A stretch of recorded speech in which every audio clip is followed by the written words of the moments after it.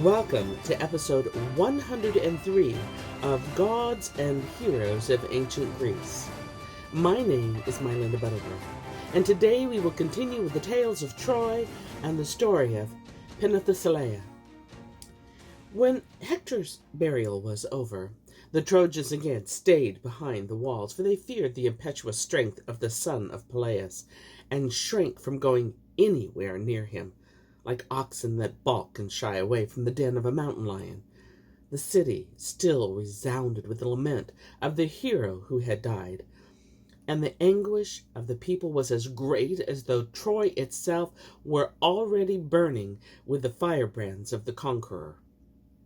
In the midst of all this grief and terror, help came to the besieged from an unexpected quarter. From the region around the river Thermodon in Pontus, Penthesilea, queen of the Amazons, arrived with a small group of her warrior women to aid the Trojans in their war. She had embarked on this enterprise partly because she had that love of danger and battles peculiar to the Amazons, and partly because she was guilty of a crime she had committed unknowingly, and which had lessened the esteem she commanded among her people. For once, on a hunt, when she had aimed her spear at a stag, she had killed her own beloved sister, Hippolyta. And now the Furies pursued her wherever she went, and no offering she had made so far had appeased them. She hoped that an expedition pleasing to the gods would end her disgrace. So she had left for Troy with 12 chosen companions, all of whom shared her thirst for strife and danger. But compared with Penthesilea, these companions of hers, lovely though they were, seemed like slaves.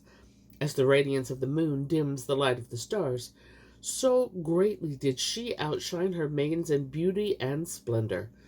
She was glorious as the goddess of dawn when, with the hours about her, she leaves the heights of Olympus and floats to the rim of the earth.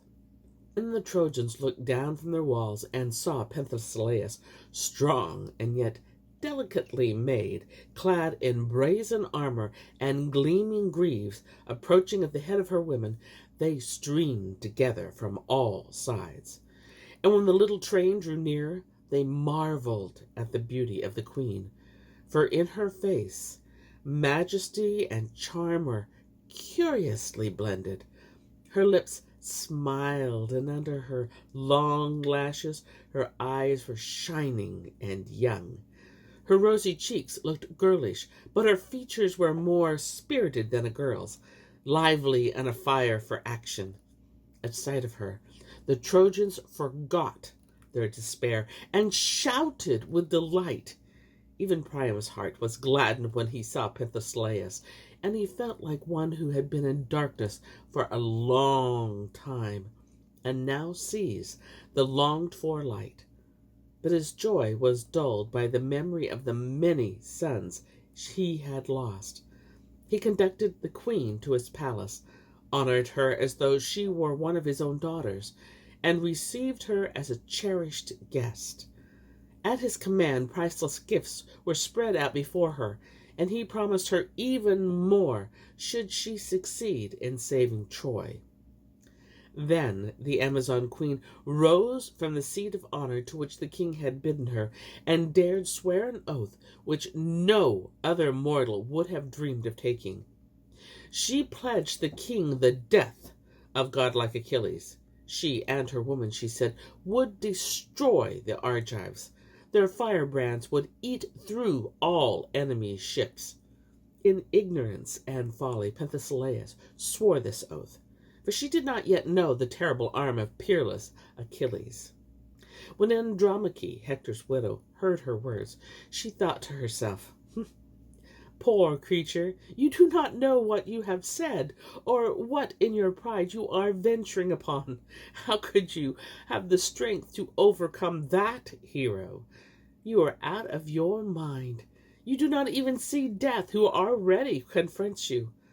Hector, my husband, was honored by his people as though he were a god, and yet the son of Peleus pierced his neck with the spear. Oh, that earth would open to devour me. These things Andromache said to herself. Meantime, the day was drawing to a close. Penthesilea and her retinue were served with food and drink, and shown to the couches prepared for them. The Amazon queen soon fell fast asleep, and then, at Athene's command, she had a dream sent to hasten her destruction. Ares, her father, appeared to her and urged her to battle with Achilles as soon as possible. At his words, her heart leaped in her breast, and she thought that on the very day she would accomplish what she had sworn to Priam. She woke, sprang from her couch, and girt on the shining armor Ares had himself given her. She fastened the golden greaves to her legs and donned the glittering cuirass. Across her shoulders she slung her sword and a scabbard of silver and ivory. Then she took her shield, bright as the moon when it rises from the mirror of the sea, and set on her head her helmet with its crest of yellow gold. In her left hand she held 2 spears, and in her right a double axe which she had received from the goddess of discord. When she stormed out of the palace, slender and dazzling in all her array, she looked like a flash of lightning flung to the earth from Olympus. Jubilant and eager, she ran to the wall and urged the Trojans to fight and win glory for themselves and their city. At her call, men who had not dared face dread Achilles quickened with new courage and prepared for battle. But Penthesilea herself, impatient for the onslaught, leaped on her beautiful horse, fleet as the Harpies. The wife of Boreas, king of Thrace, had made her a gift of it. Her women also mounted their horses and followed her to the field. Many battalions of Trojan warriors accompanied them. King Priam, who had remained behind in the palace, raised his hands to heaven and prayed to Zeus. "Today, O Father Zeus, let the Achaeans roll in the dust before the daughter of Ares, but guide Penthesilea herself safely back to our city. Do this in honor of Ares, your mighty son. Do it for the love of her who sprang from a god and is herself so like an immortal. And do it for my sake too, for I have suffered much and lost so many of my sons to the Argives.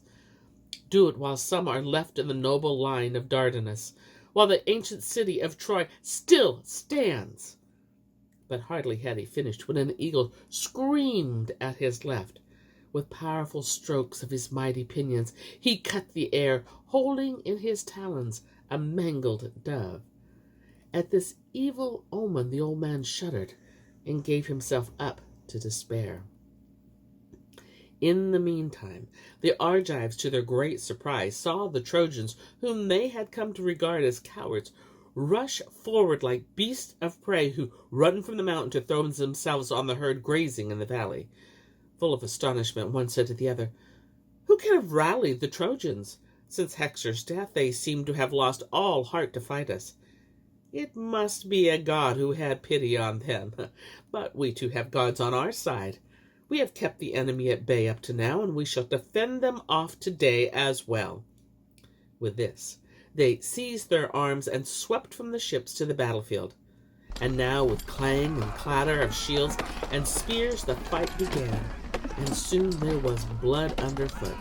Leia and her women raged among the Argive warriors. She herself slew Molion and 7 others. But when the Amazon, Cleona, felled Menippus, the friend of Podarces, he became infuriated and pierced her hip with his lance. Penthesilea slashed at his hand with her sword, but she was too late to save her friend. And now fortune favored the Argives.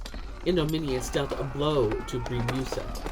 Meriones slew Euandra and Thermodoa. Darion died from a wound inflicted by Ajax, son of Oileus. The son of Tydeus killed Alcibiades and Dermachia at the same instant, for his sweeping sword stroke cut both their heads from their shoulders. When they had done with the women, they turned to the Trojans.